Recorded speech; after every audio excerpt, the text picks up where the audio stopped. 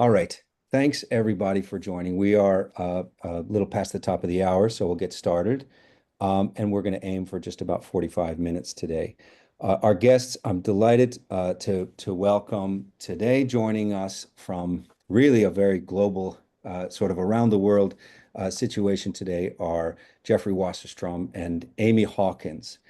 Jeff Wasserstrom is Chancellor's Professor of History at the University of California, Irvine, so a neighbor to us here in San Bernardino, where he also holds courtesy appointments in law and literary journalism. He's the author of 6 previous books, including Vigil, Hong Kong on the Brink, from Columbia Global Reports, and he's on the advisory committee of Index on Censorship and a former member of the board of directors of the National Committee on U.S.-China Relations. And he also has a new book, and I'll be sharing that in the chat, from Columbia Global Reports, called The Milk Tea Alliance: Inside Asia's Struggle Against Autocracy and Beijing. And that's the one he's holding up there. This is an analog show here. He's got that. I will also, of course, share the link, and you'll be able to get your hands on a copy soon. Amy Hawkins is The Guardian's senior China correspondent. She joined The Economist. She joined rather from The Economist in 2023. Prior to that, she worked as a news editor she was at The Economist for 3 years, from 2020 to 2023. And she's also worked as a researcher at Columbia Global Reports and worked at Time Out Beijing as an editorial assistant, digital content manager, and deputy editor. And Hawkins has a BA from the University of Cambridge. I also want to quickly thank Lucy Lee of the Yodi Oso Undergraduate Retention and Success Program for her help in spreading the word, and also Pam Crossan in the history department. I will share a couple quick links here for the folks who are joining us live. And when I share out the recording, I'll share those links there as well. But for anybody who wants to take a quick look at some of the bona fides of our guests and also some of the recent publications, and you can click through the Guardian page for some of Amy's recent reportage there in China. So I want to open the floor, and I want to have this be a little bit of a freewheeling conversation, because I know that Jeff and Amy have a working relationship, and we would, I think, all of us benefit from being sort of fly on the wall in a casual chat about headlines out of China. Both Jeff and Amy are, I think, especially gifted in translating very, very complex ideas to a general audience. Jeff does this as an academic, and Amy, of course, as a reporter. But I think this is a really valuable service, a sort of infinitely valuable service, especially in a time when these relationships are so extremely important. I want to first ask, I guess, a sort of opening heavy-duty question, because we mentioned this, Jeff, in a couple of email exchanges, and I know this is relevant to both of your work. Can you talk a little bit about whether you see parallels in the trends of the type of patriotic education initiatives that we saw? Obviously, we've seen in China for a long time, but also in newly over the last couple of decades in Hong Kong, and then most recently in the Xi Jinping administration, and in the current assault on higher education in the United States. Are you seeing parallels there, and what are some sort of points of comparison and maybe contrast? Do you want to start, Amy? All right, I can start. I'll start with just there's been a continual updating in the last little while of giving talks and realizing that for a long time, I've been trying to de-exoticize some things in China by talking about parallels in the United States. But I've often reached into the American past to think of the parallels. And, I'm not, I think there are other people who do this really well and do it frequently. Jim Millward is somebody I think does a lot of this writing for broad audiences too. But there were a lot of things where when there would be attitudes toward things that were going on in China that just seemed I thought misunderstood or exoticized in America, I would say, well, there were times in the American past when this was done.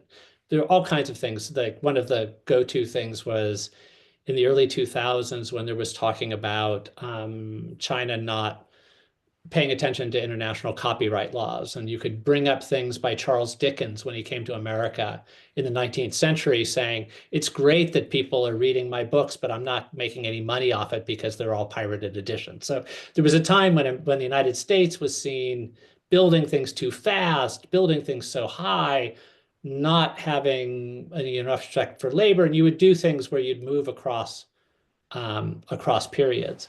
But now it's kind of it is very unsettling that there are certain things that I realize I used to talk about as being distinctive for the for China at this moment in time, and now I find American ones. And I just gave a talk. I'm at Carleton College, and I gave a talk here at the Liberal Arts College. And I was starting to tell the story that I do about the birth of the Milk Tea Alliance as a group of activists across Hong Kong, Taiwan, and Thailand that partly were pushing back against Beijing trying to impose certain things like a view of geography that they had, that trying to get, for example, maps to show Taiwan as the same color as the mainland, because the Chinese Communist Party insisted these were part of the same unit. And I would talk about that and I would try to explain it to an American audience. But now I can say it's like the White House saying that if you don't call it the Gulf of America, which is something that nobody else calls it, then you won't be able to be in the White House room. It was so easy in a sense to explain what had seemed this very strange phenomenon of saying, objecting to an airline having a map that showed Taiwan a different color than the mainland. So there are these kinds of head spinning things. And I feel that, patriotic education was something that you would talk about as kind of in quotation marks, as something that was somewhere else. So yeah, there is a kind of recalibrating going on now constantly. Thanks, Jeff. Amy, did you want to weigh in on that? Your impressions of that, or we can also keep moving. Yeah, I mean, obviously Jeff is in the thick of it more than I am, working in, and as are you, Jeremy, working in American higher education. So I can only kind of comment on as an observer, but definitely you might have seen there have been some comparisons in China now saying that America is going through its own cultural revolution and these kind of things. And obviously that comparison can only go so far, but I know Jeff is very good at finding these analogies across time and geography. And I'm reading a book about the Cultural Revolution at the moment, and there is that kind of resonance of the kind of mass panic and mass hysteria, but then also maybe one point of optimism, depending on who you ask, is like you reach this point where the leadership seems to try and walk it back as well. And so you do wonder if like this kind of assault on higher education in the US, if I don't know, if the White House might try and walk some of that back as well when things kind of take on a life of their own and develop in a way that the White House can't control or predict. But I definitely think there's a view not held by everyone, but by some people in China that America is going through its own kind of reckoning at the moment. And maybe similarly, I mean, this is I'm just coming up with this analogy now and it's like probably very flawed, but in Chinese history, you have the 100 Flowers movement and, this kind of outpouring of criticism. And then all of a sudden it's like a backlash against that. And, there are people in America who have said there was genuinely too much of this kind of speech policing and the way that DEI programs have run. And there are people who genuinely felt like those programs went too far and that you've got this kind of backlash. And maybe there's some comfort in the idea that these historical trends swing like a pendulum and they might kind of fix themselves organically. But it's definitely very striking at the moment seeing what's going on in America from the vantage point of Beijing. Thanks. I think that is an interesting analogy also because of the way, for example, a phrase like rightist or capitalist roader or something like that became a sort of umbrella term and the way that some folks in their effort to for example, engage in this very sort of violently reactionary type of rhetoric, can frame it in a certain way and just sort of paint it Yeah. all with one hue of woke or DEI or the sort of political correctness of old, I guess. That's it's this sort of constantly shifting thing. But that's interesting. And Jeff, I really like the analogy of the Gulf of Mexico slash America and the coloring of Taiwan in one color or another. It's a very similar that's another resonance I think that I think is apt.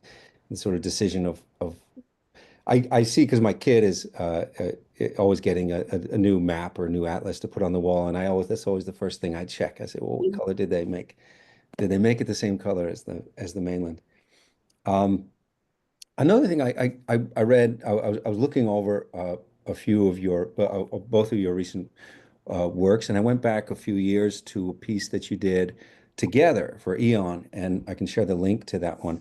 But in that one, you addressed. I think I share your frustration with the thesis of Tom Friedman in The World is Flat, and you wrote a piece together about how the world is bumpy, and I was wondering if you could talk a little bit about that and about how globalization and global interchange makes the world bumpy as opposed to flat. And I was wondering if you could um, sort of unpack that a little bit. And the piece is from 2019, so actually I wonder in 6 years if you would think about that any differently.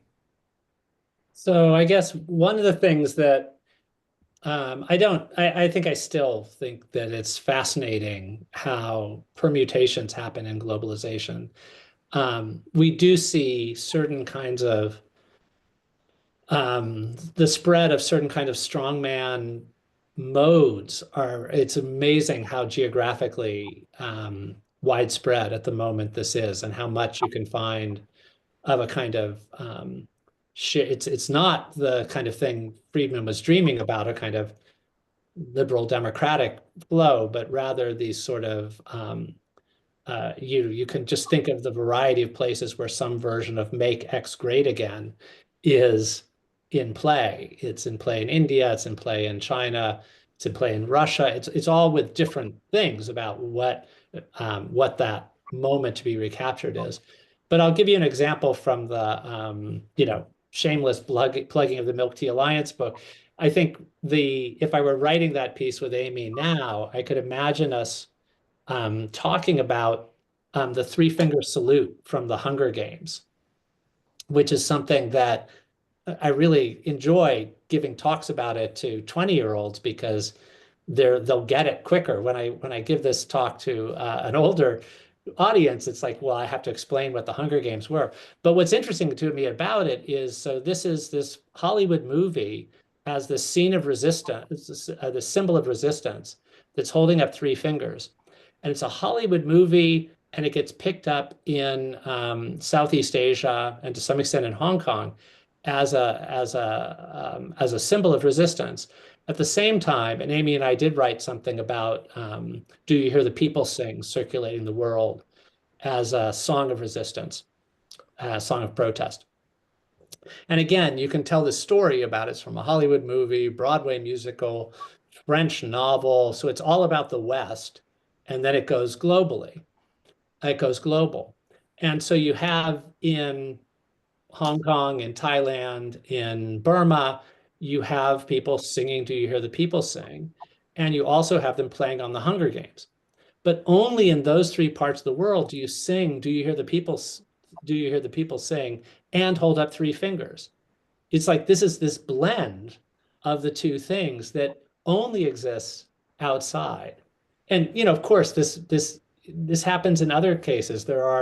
Yoga there are yoga studios that exist outside of India that are unlike ones that exist inside of India. So always what's interesting in global flows is that they take on local coloration. So it never becomes this kind of homogenization. And I think we can find that in all kinds of things. Only in China did you have at least a Central Perk cafe that was modeled on the one in Friends. And of course it was something that came out of a Western thing, but the idea of actually recreating it, I don't know if they caught on everywhere. So you can think of all these ways of that blending. That was a lot of fun.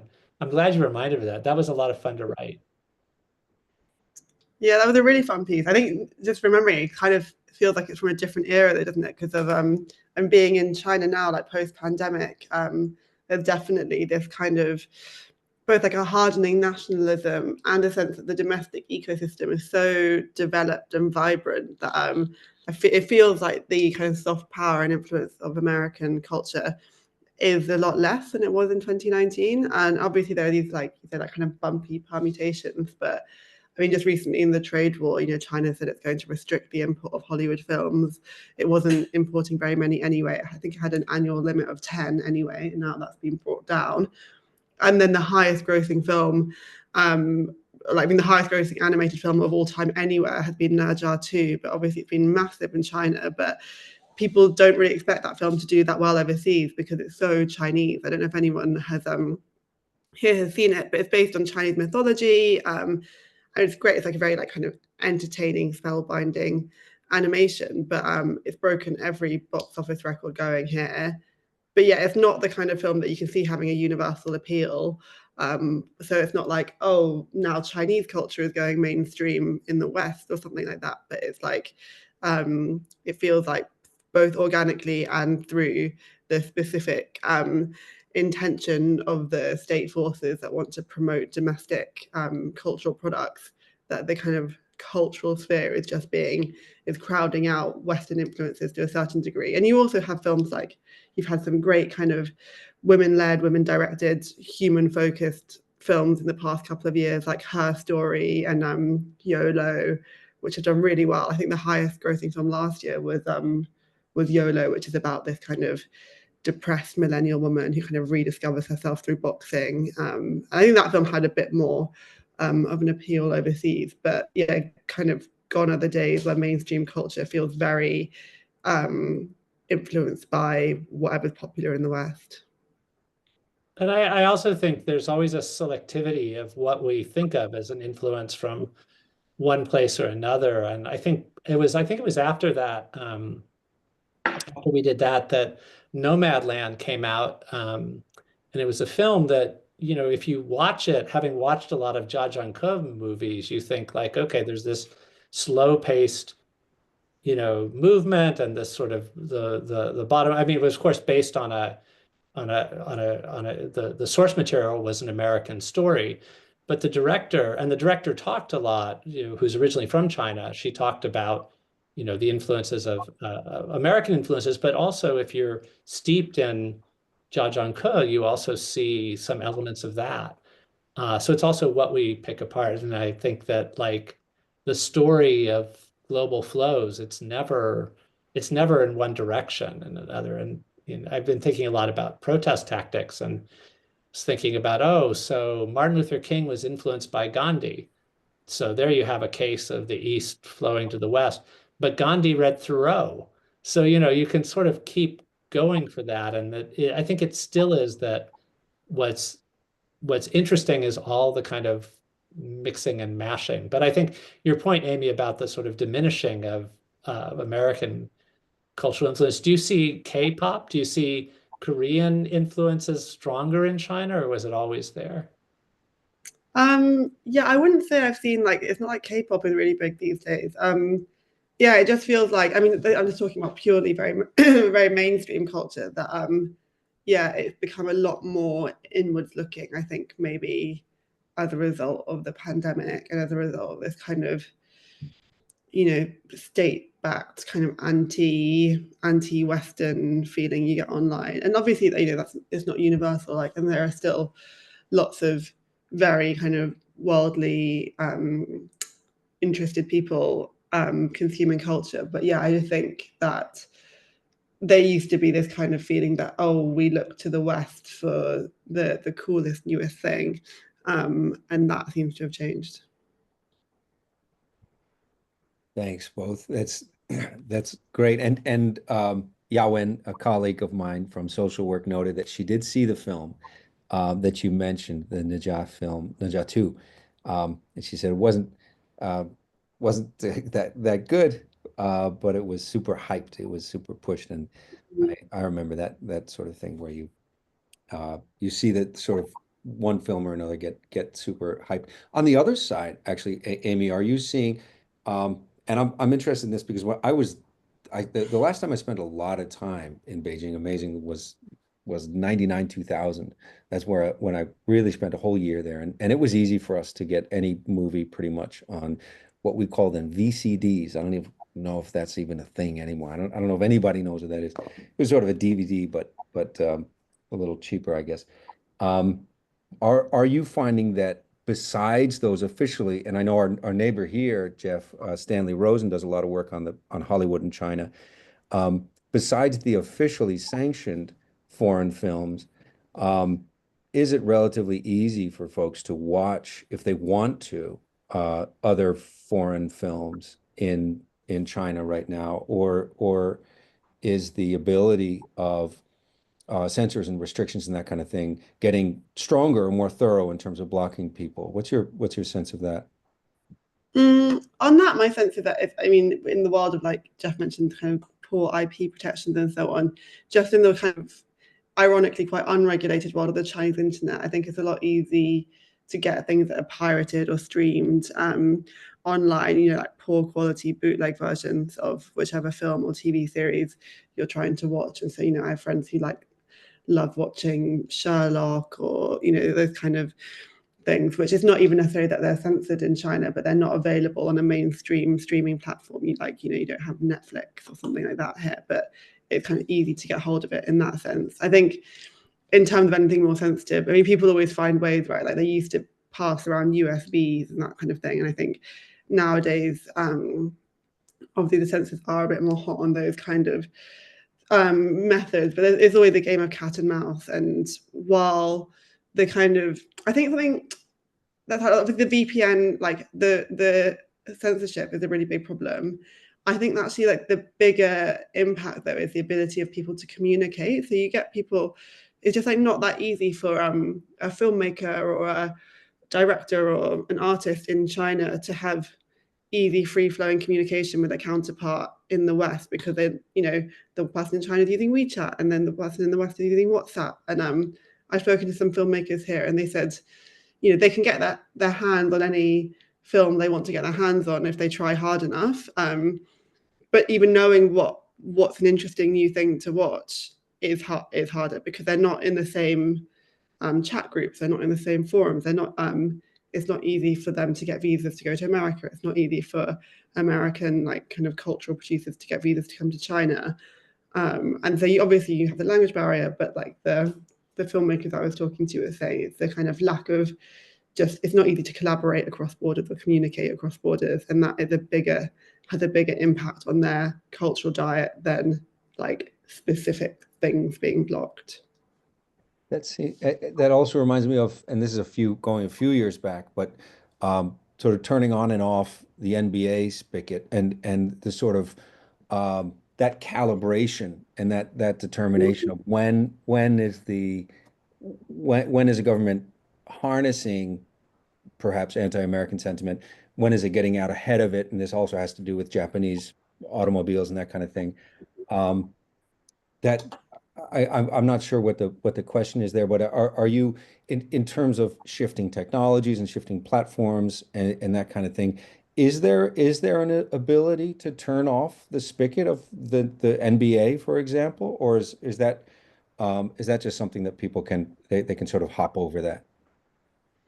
Yeah, I guess you can turn it off, and it makes it a lot harder for kind of 90%. Probably, if they turn off, for example, I mean they did that before with the NBA, didn't they? And like 90% of people would then not be watching it, and then you'd have the really dedicated minority who would still find a way to get their hands on a live stream link or something like that. But yeah, they definitely can. And like you say, there's like Jeff, I saw you did an event recently with Emily Feng about her new book from the NPR journalist, and which is really good. And she writes in that book that the Chinese kind of internet ecosystem really gives the impression of a thriving, diverse, raucous industry, because there's so much information. Like, if you follow like news accounts on Weibo or on Toutiao, any of these things, like your phone is constantly going off with stuff. It's not like there's a dearth. You don't feel like you're in a kind of black hole of information. Like, there's so much information, there's so much content.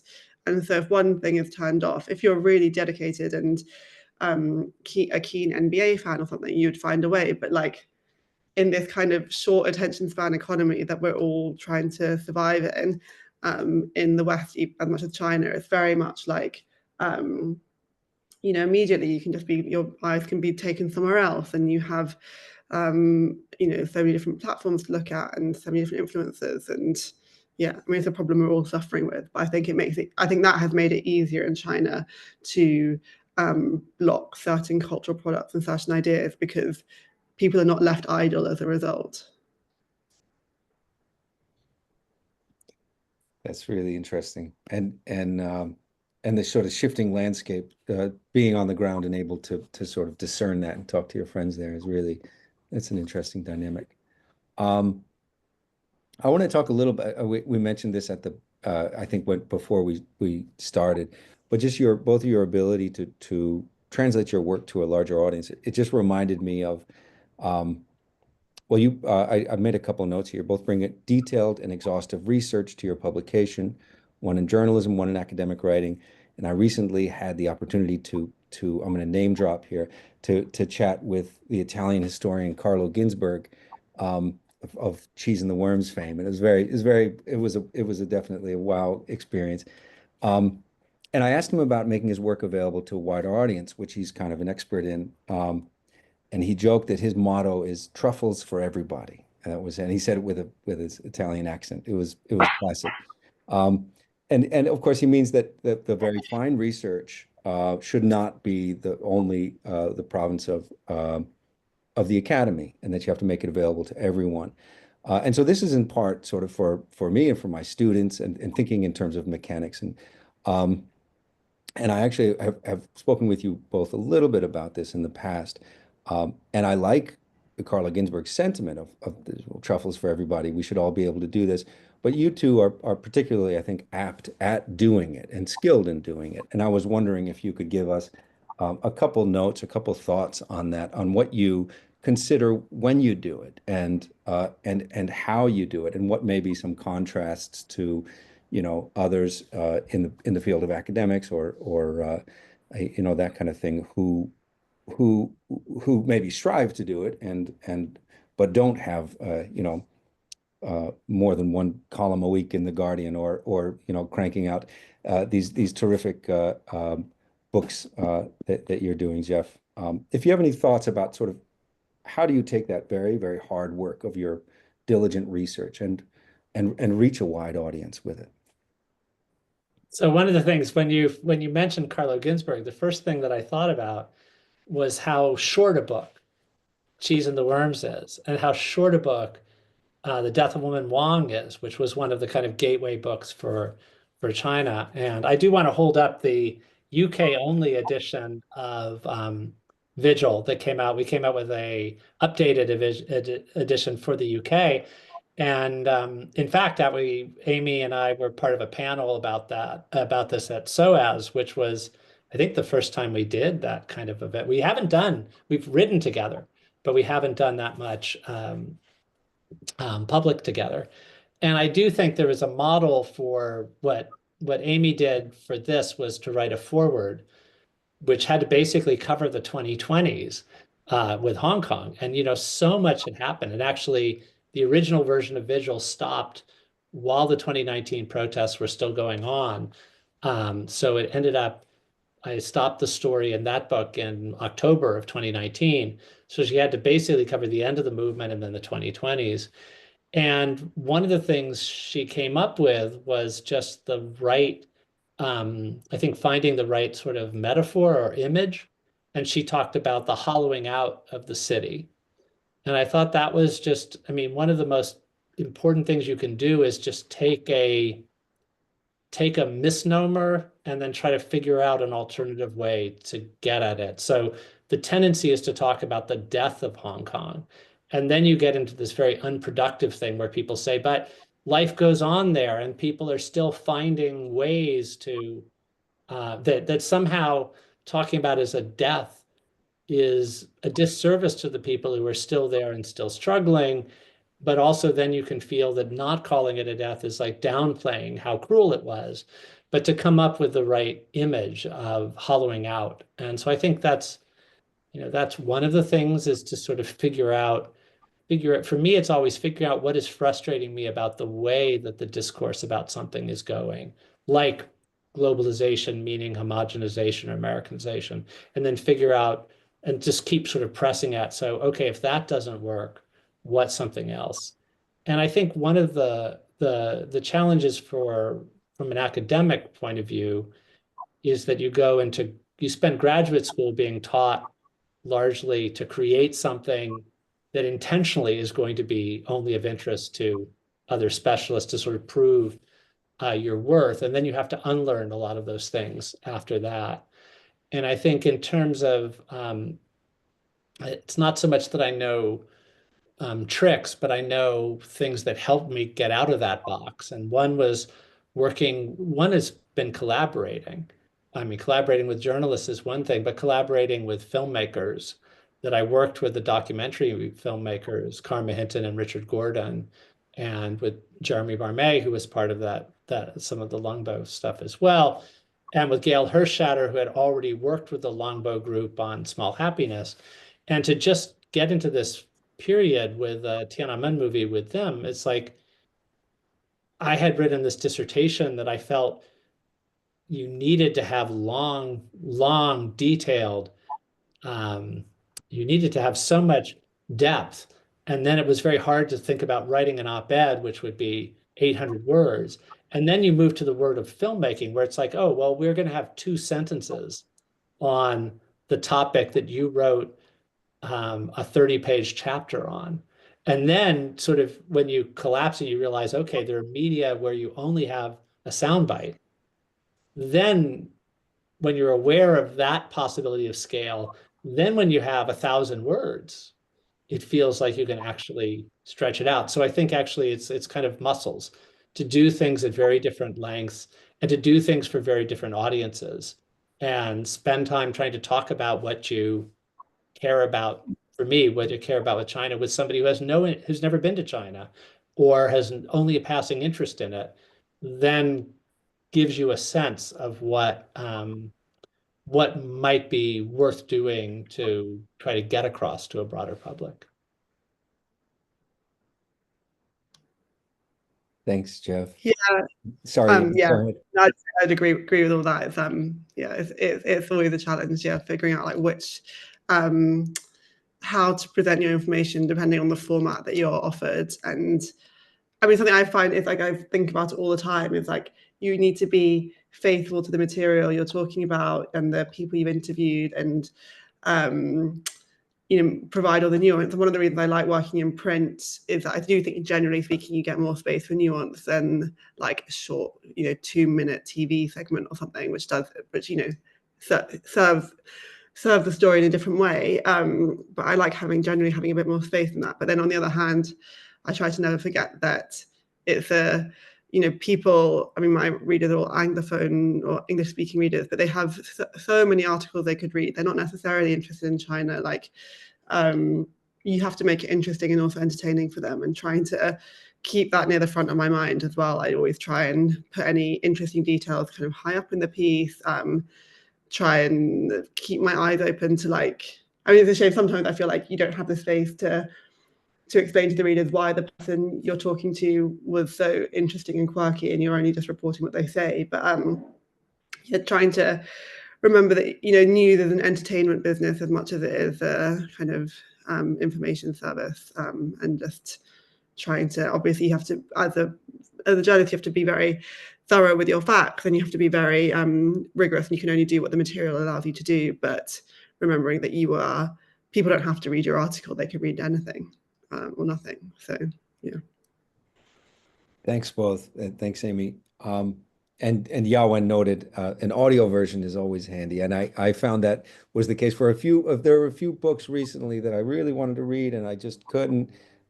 muscle through them, and the fact that there was an audio version of it that just Yeah. doesn't stop, right? It can't put itself down, right? You just sort of muscle through. And I do think that there is something to be said for that. I think it was Shoshana Zuboff in the age of surveillance capitalism. It's just this doorstopper of a book, but it's really, really good and it's really important. And I happen to have a few commutes to read it. And so I read that, like Yawen says, because the audio version was available, I was able to get it that way. But I think this is really valuable um, and gives us a lot to think about in terms of defamiliarizing um, and considering the forum and the format. I had one more question, and I know we're going to move toward wrapping up in just a few. Um, but both of you take a long view, and I like that this is the history group here. This is the group of historians doing not just history, but historians doing other things, but still being historians. Um, U.S.-China relations have seen obviously considerable swings in the past 75 years, from the battlefield of Korea to rapprochement, normalization in the 70s, economic opening, of course, the Hong Kong handover and recent Hong Kong history, Taiwan's democratization, and more. And Jeff, you've gone all the way back to talk about the Boxers as well, and U.S.-China relations in the 125 years ago. Um, and when you both think of the current state of relations, with the hardening of anti-US sentiment that you've talked about, Amy, um, and the escalating trade wars, obviously of very, very, very recent history, the last few days. Um, as a sort of parting shot or parting thoughts, what are some of the essential themes that you think somebody listening in here or watching the recording later, um, really has to take away? What are some things that you just can't miss, in your view, that are essential in terms of drawing them across the long sweep of history or putting them into the broader context of the long sweep of history, but also appreciating the gravity of this moment, of this really pivotal moment we're in. So I guess a wide open question: what do we all need to be watching, and that maybe we're not watching, and that you'd like to call our attention to? So one thing that I don't isn't brand new, but I think is really important to keep in mind is that there's been a long history of Americans, but also in general the West, of alternating between sinophobia and sinomania or sinophilia. And there's been a long tradition of either thinking of China as sort of special in an admirable way or special in a dangerous way. But only in the period, I think, since about the Olympics, has the tendency been to both admire and fear things about China that seem futuristic. Up until then, I think the admiring of China was its deep history, its connection to the old ways, and the fear of China was that sort of a place that hadn't become modern or hadn't gotten in step with the world. And now I think there's been both for the hope and for the fear. It's much more about China is futuristic. And I think that's a real shift. I mean, Japan was the first part of Asia that sort of had that kind of cachet and fear. And it's not so it became a question of this fear of being surpassed rather than this fear of a place that was sort of endlessly stuck in its in backwardness. So I think that's something that's new. Another thing that's new at the moment, I was struck by, and this is just of the present moment, is that you have to go back all the way to 1945, I think, for any moment when you could imagine that the most powerful man in Washington, D.C., in Beijing, and in Moscow had anything kind of fundamentally in common. That you could imagine there at least was talk, and it hasn't happened, of a kind of Putin, Xi, Trump meeting of the minds, but you do have things of a kind of convergence even over something like, I mean, it's not the same over Ukraine, but you used to be able to kind of cleanly say that you would have issues, and if Moscow and Beijing, if the leader in Moscow and the leader in Beijing were on the same page, then the leader in Washington wouldn't be, and shift it around. But in a kind of the dislike of variation within the country, this notion of imperial ambitions, these kinds of things, you can see a convergence there.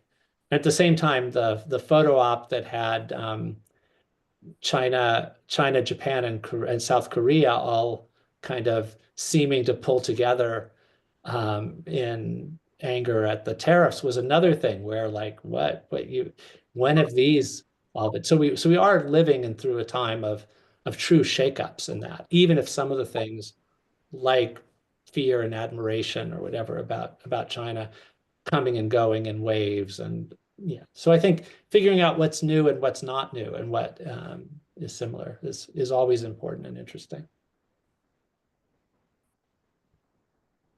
Yeah, I think the only thing I'd add to that is something I've been struck by this time around is, as ever, there's such a strong sense of history in China. I think maybe more so, I don't know what it's like in America, to be honest, but definitely more so in the UK. In conversations with normal people, you hear the Opium Wars invoked, you hear the Korean War invoked, you hear all these times where China has had a kind of difficult relationship with the West brought up. And that, again, is pushed by the government. And you've seen in recent weeks, like the foreign ministry has been sharing these clips of Mao Zedong talking about fighting to the end in the Korean War.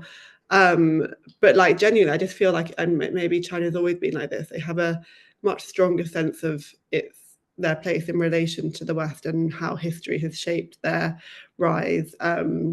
And that, I think, is maybe an important thing to keep in mind when trying to figure out why China's taking such a belligerent attitude in the trade war, for example, or why Beijing is acting. I mean, who knows what actually Xi Jinping is thinking, but in terms of understanding why Beijing is acting the way it is, I definitely get the sense that, and in part because of the kind of continuation of this one-party rule, there's just a kind of stronger sense of history here than at least in the UK, but perhaps America. That's a great. That all these points, these final points, give us a lot of food for thought, and of course, bringing it right back to history, which is what we all share, I think, and thinking about the study of history and the place of history in the contemporary political and popular conversation is something that I think is infinitely fascinating. The uses of history and the deployment of history and in a white paper or a speech or in a popular film.